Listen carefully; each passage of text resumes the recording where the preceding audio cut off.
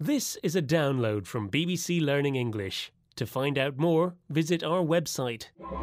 6 Minute English From bbclearningenglish.com. Hello, this is 6 Minute English from BBC Learning English. I'm Georgina. And I'm Neil. In this programme, we're talking about buying clothes and only wearing them a few times before buying more clothes. This is something known as fast fashion. It's popular, it might make us feel good, but it's not great for the environment. Which is why lots of people this year are pledging or promising publicly to buy no new clothes. I, for one, am wearing the same shirt I bought 7 years ago. You're certainly not a fashion victim, Neil. But first, let's test your knowledge of fast fashion with a question.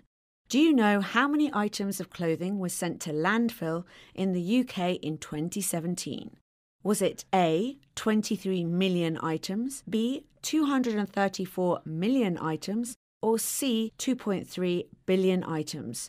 What do you think, Neil? I'm sure it's lots, but not billions, so I'm going to say 23 million items. I shall tell you if you're right at the end of the programme. Let's talk more about fast fashion, which is being blamed for contributing to global warming. And discarded clothes, that means ones that are thrown away, are also piling up in landfill sites, and fibre fragments are flowing into the sea when clothes are washed. It's not great, and I've heard the average time someone wears something is just 7. So why is this, and what is driving our desire to keep buying more clothes? I think we should hear from fashion journalist Lauren Bravo, who's been speaking on the BBC Radio 4 programme You and Yours. She explained that clothes today are relatively cheaper than those from her parents' days. A lot of clothing production got outsourced, offshored over to the developing world. So countries like Indonesia, India, Bangladesh and China are now responsible for making the vast bulk of all the clothes that are sold in the UK. And with that, we've seen what we call chasing the cheapest needle around the world. So the fashion industry constantly looking to undercut competitors. And with that, clothes getting cheaper and cheaper and cheaper. Right, so clothes, in the developed world at least, have become cheaper because they are produced in developing countries.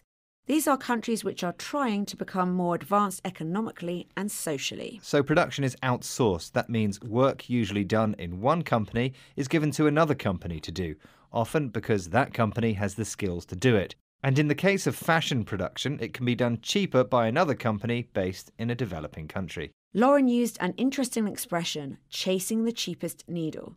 So the fashion industry is always looking to find the company which can make clothes cheaper.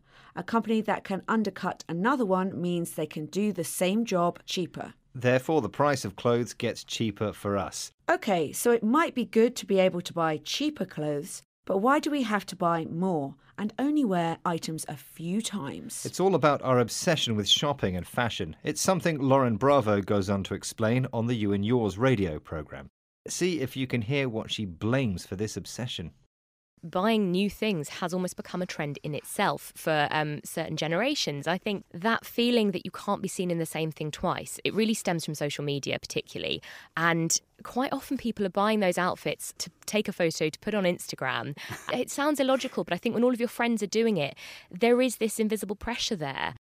Lauren makes some interesting points. Firstly, for some generations, there is just a trend for buying things. It does seem very wasteful, but as Lauren says, some people don't like to be seen wearing the same thing twice. And this idea is caused by social media. She uses the expression stems from. She describes the social pressure of needing to be seen wearing new clothes on Instagram. And the availability of cheap clothes means it's possible to post new images of yourself wearing new clothes very regularly. It sounds very wasteful and to me illogical, not reasonable or sensible, and more driven by emotions rather than any practical reason. But there is a bit of a backlash now.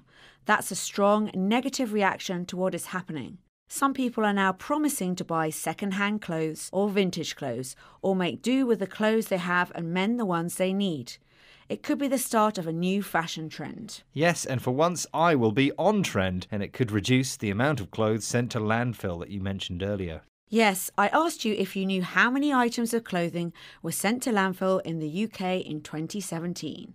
Was it A, 23 million items, B, 234 million items, or C, 2.3 billion items? What did you say, Neil? I said A, 23 million items. And you're wrong. It's actually 234 million items. That's according to the Enviro Audit Committee. It also found that 1.2 billion tonnes of carbon emissions is released by the global fashion industry. Well, we're clearly throwing away too many clothes, but perhaps we can recycle some of the vocabulary we've mentioned today. I think we can, starting with pledging. That means publicly promising to do something. You can make a pledge to do something. When something is outsourced, it's given to another company to do, often because that company has the skills to do it, or it can be done cheaper. And if one company undercuts another, it charges less to do that job than its competitor. The expression stems from means is caused by or a result of.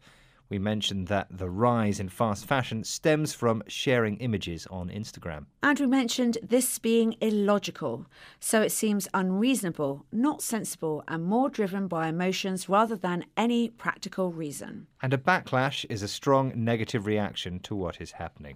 And that brings us to the end of our discussion about fast fashion. Please join us again next time. Bye! Bye!